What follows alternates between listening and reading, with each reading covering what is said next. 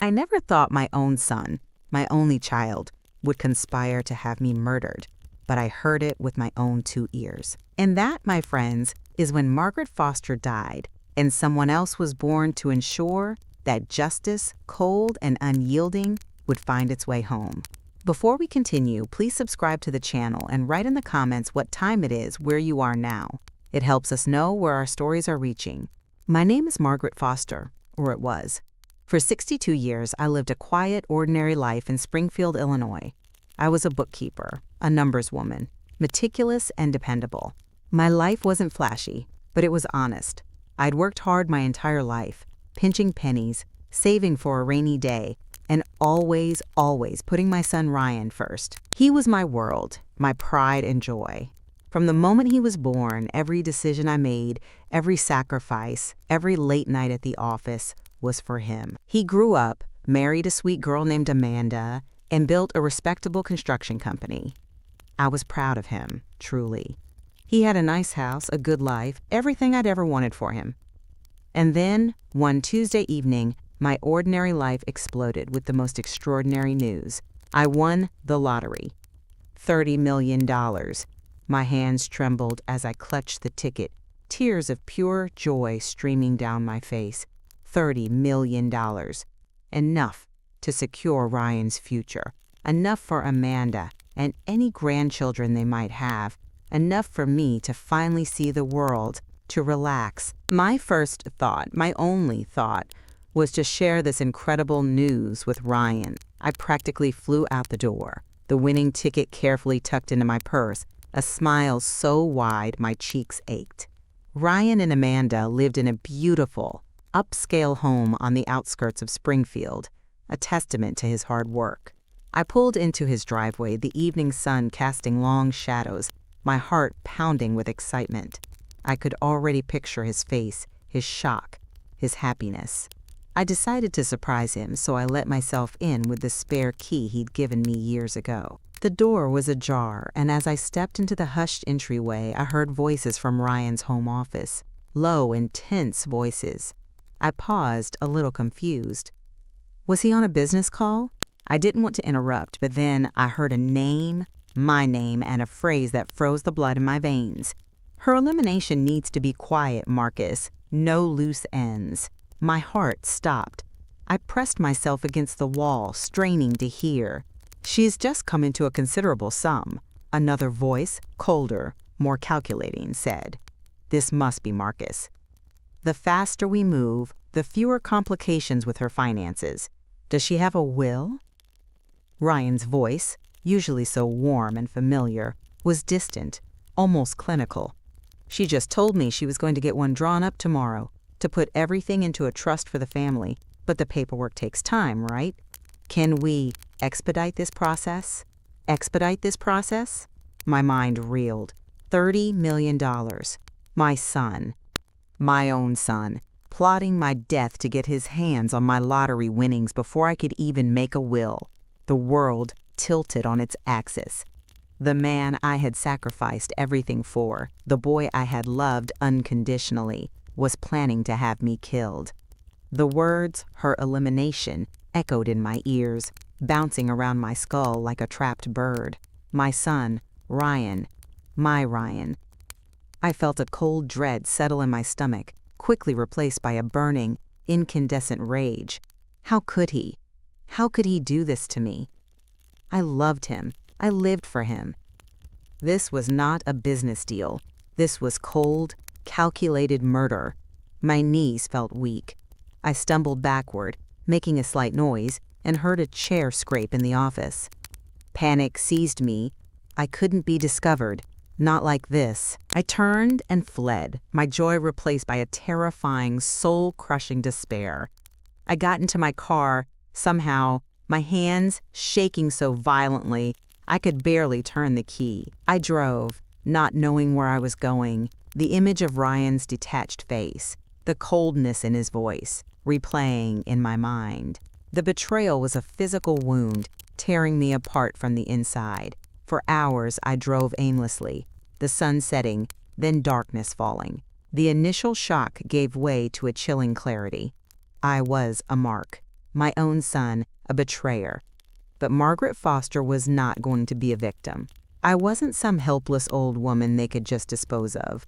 All those crime shows I'd watched, all those mystery novels I'd devoured, they weren't just entertainment. They were a masterclass in deception, a blueprint for survival. My grief began to curdle into a steely resolve.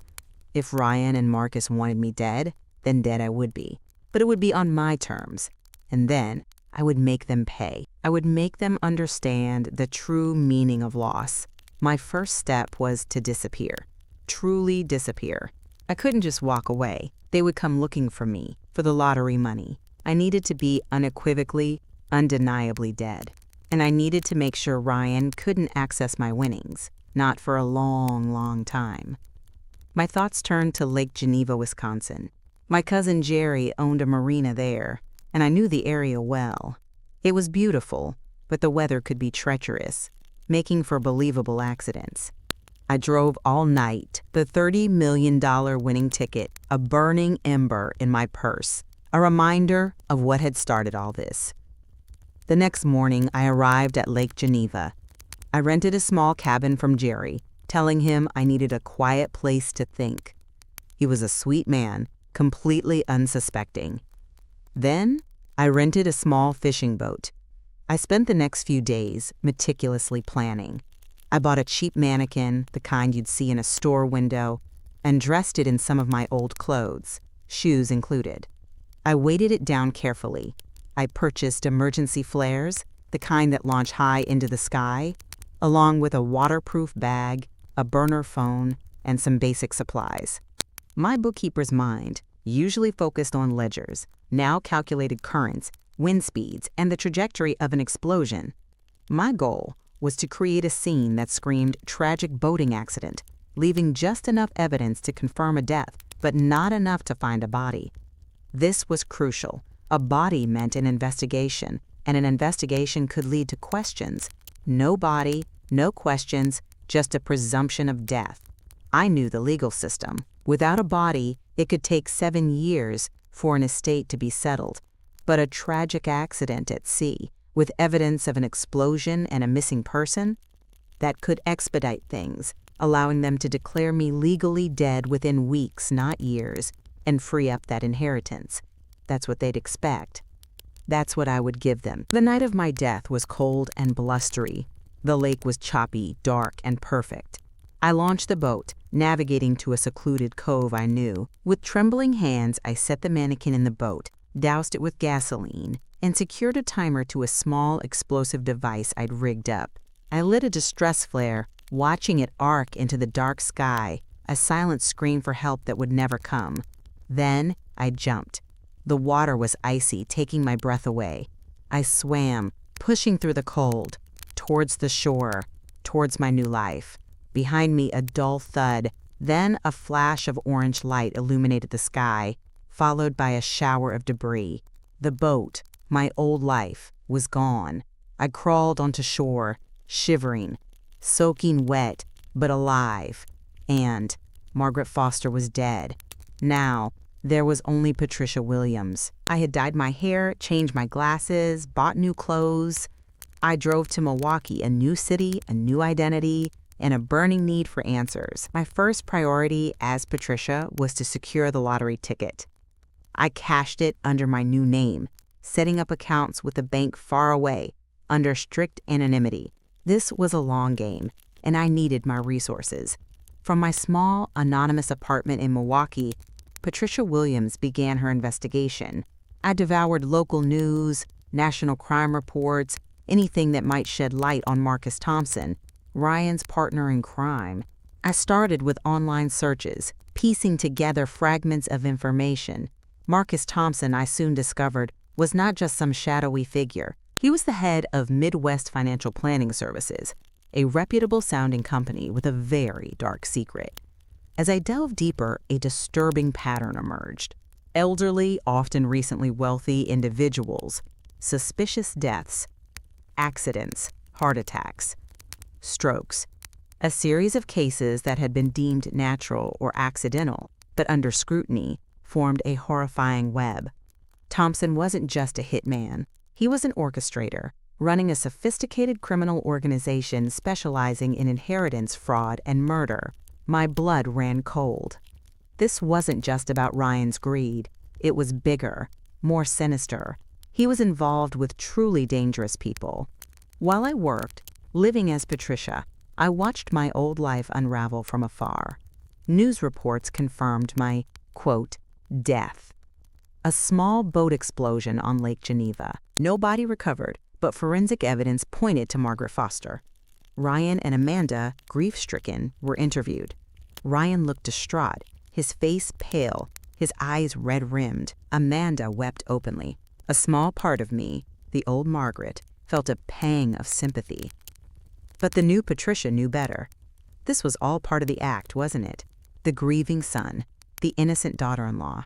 It only fueled my resolve. They thought they had gotten away with it. They thought they had won. I continued to gather evidence, compiling everything into a secure, encrypted digital file, backed up multiple times. Phone records, shell companies, financial trails. Thompson was a ghost, but he left whispers of his presence everywhere. I even managed to find some of the victims, families, posing as a freelance journalist, subtly probing, gathering details about the accidents that mirrored my own staged death. I saw Ryan's construction company falter, then begin to crumble under mysterious financial strain. I saw his house, the very place I had heard their plotting, go up for sale. He was losing everything. I told myself it was karma, the universe balancing the scales. He deserved to lose it all. Eventually, I had enough. Enough to pique the interest of someone serious. I reached out to the police, anonymously at first, then under my Patricia Williams identity, requesting a meeting with a detective specializing in financial crimes. I presented my findings to Detective Sarah Morrison, a sharp, no-nonsense woman with kind eyes, but a steely gaze. She was initially skeptical, of course, a woman claiming to have faked her own death and uncover a vast criminal conspiracy. It sounded like a movie plot, but my meticulously organized folders, my detailed spreadsheets, and the chilling patterns I had uncovered slowly wore down her skepticism. She revealed that her department had, in fact, been quietly building a case against Midwest Financial Planning Services for months. My information was the missing piece, the accelerant she needed. "This is astounding, Miss Williams," she told me, her voice hushed. "If this is true, you've cracked open something massive, and your son, if he's involved." I just nodded, a knot in my stomach tightening. My son, the man who ordered my death. Detective Morrison and her team moved swiftly. They used my information to obtain warrants, to set up surveillance. They had been recording conversations with Marcus Thompson for their own investigation, and when I provided details about the specific conversations I had overheard, they matched them. Ryan's voice, Marcus's voice, the dates, the context. It was all there. I listened to the recordings again with Detective Morrison. The same chilling words I had heard that night, the same cold tone. "Her elimination needs to be quiet, Marcus. No loose ends." Ryan's perceived greed, it was undeniable. My heart ached with a pain I thought had long since dulled. Then came the day. The news broke. Marcus Thompson, head of Midwest Financial Planning Services, arrested for multiple counts of murder, fraud, and extortion. And then, the second headline, the one that hit me like a physical blow, Ryan Foster, son of deceased lottery winner, arrested for conspiracy to commit murder. I watched the news reports, a strange mix of vindication and profound sadness washing over me. He was behind bars. Justice was being served. But at what cost? My son. My own flesh and blood. Amanda looked utterly destroyed in the news clips, pale and weeping. She knew nothing. I was sure of it. Her pain was real. Ryan's business was gone, his reputation in tatters, his life ruined. But it was his choice, wasn't it? He chose greed over family, over love. I gave my full testimony to the grand jury as Patricia Williams, detailing everything I had uncovered, everything I had heard, My testimony, combined with the recordings and the vast evidence Detective Morrison's team had gathered, was insurmountable. The case against Thompson was rock solid. The case against Ryan, however, relied heavily on my interpretation of those chilling conversations. I didn't care. He had tried to kill me. He deserved what was coming to him. The interrogation of Marcus Thompson was the turning point, the moment my carefully constructed world shattered, then rebuilt itself, differently, but stronger. Detective Morrison called me in, her face somber. "Ms. Williams," she began, her voice low. "Thompson," he cracked. "He confessed to everything, and he shed new light on Ryan's involvement." My blood ran cold. Was he trying to implicate Ryan further, to save himself? I braced myself. "He says Ryan wasn't hiring him to kill you," Morrison continued, watching my face carefully. "He says Ryan was being extorted." "For months." "Extorted?" The word hung in the air, mocking my certainty. Morrison played an audio file, a different one, from Thompson's own carefully recorded library. This time, it wasn't the detached planning I'd heard. It was Ryan's voice, raw with fear, pleading. "You leave my mother alone, Marcus. I'll pay you whatever you want. Just don't go near her." And Thompson's voice, insidious, chillingly calm. Ryan, you're making this difficult. You stumbled onto my operation. Now you're in it. We have ways of ensuring cooperation. Methods, you understand? Methods to ensure your mother is taken care of if you don't comply. We target the vulnerable, the newly wealthy. Her elimination would be quiet, no loose ends. Don't make me use those methods on your own mother, Ryan. Unless you want her inheritance to go to the state, of course. My breath caught in my throat. The words. Her elimination needs to be quiet, Marcus, no loose ends. Not Ryan asking for it, but Thompson threatening him with it. Ryan's voice, desperate, agreeing to pay whatever it took. He wasn't plotting my murder, he was trying to save my life. He'd stumbled upon Thompson's scheme, perhaps through his client list, and Thompson, seeing the opportunity, had turned him into another victim, bleeding him dry to protect me. Ryan's construction company, bankrupt. His house, for sale. Not because of greed, but because he was sacrificing everything, giving Thompson every penny to keep me safe. He had been trying to protect me, and I, in my fear and pain, had condemned him. A wave of nausea washed over me, followed by an immense, crushing guilt. I had staged my death, investigated my son, and helped send him to jail, all based on a devastating misinterpretation. My betrayal was a shadow, but his was love, a desperate, silent act of protection.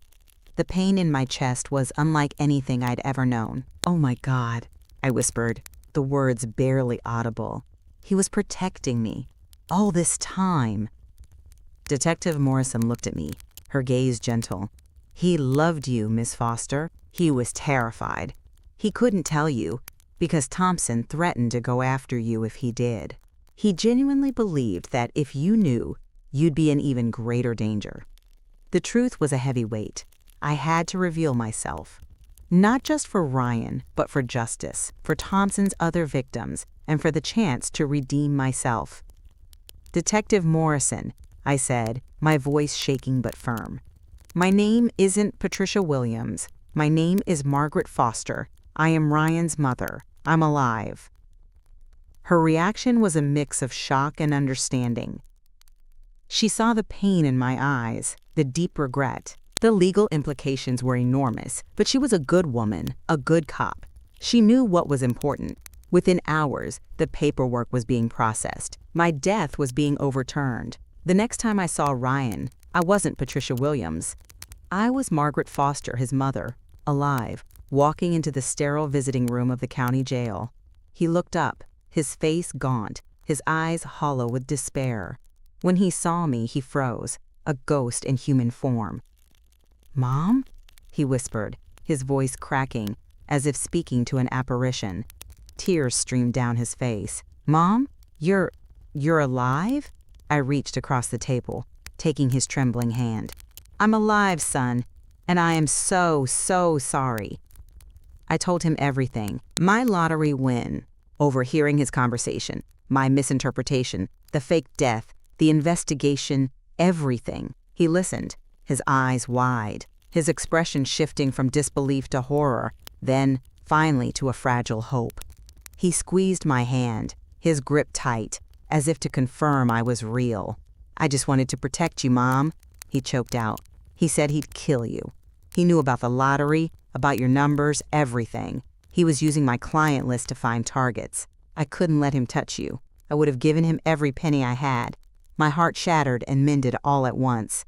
My reappearance, my testimony, and the full extent of Thompson's extortion plot completely exonerated Ryan. All charges against him were dropped. The case against Marcus Thompson and his entire criminal network was now ironclad. My original testimony as Patricia, combined with Thompson's confession and my revelation as Margaret Foster, sealed their fate. They were convicted on multiple counts of murder, conspiracy, and financial fraud, receiving life sentences. Justice, true justice, had finally been served. The fallout was immense. Ryan's business, which he had sacrificed to protect me, was ruined, but his name was cleared. Amanda, who had stood by him, was overjoyed and relieved beyond measure. Our family, once shattered by deceit and misunderstanding, was now beginning to heal. Ryan and I spent countless hours talking, rebuilding the trust that had been so brutally broken, not by him, but by an outside force and my own devastating misjudgment. We learned the hard way about the perils of miscommunication and the importance of truly listening, truly understanding, before rushing to judgment. With the $30 million, I made new plans. I established a substantial trust fund, $20 million, for future grandchildren, ensuring their security and education, a legacy built on love, not greed. Another $5 million I donated to organizations fighting elder exploitation, a cause that had become deeply personal. The remaining $5 million I kept for myself, for a new life, a peaceful retirement. I didn't want the flashy lifestyle. I wanted tranquility. I sold my house in Springfield, severing ties with the past. Ryan, Amanda, and I moved on, rebuilding our lives together, stronger and more honest than ever. I bought a small, beautiful condo in Aspen, Colorado, nestled among the mountains. The crisp air, the towering pines, the quiet solitude. It was exactly what I needed.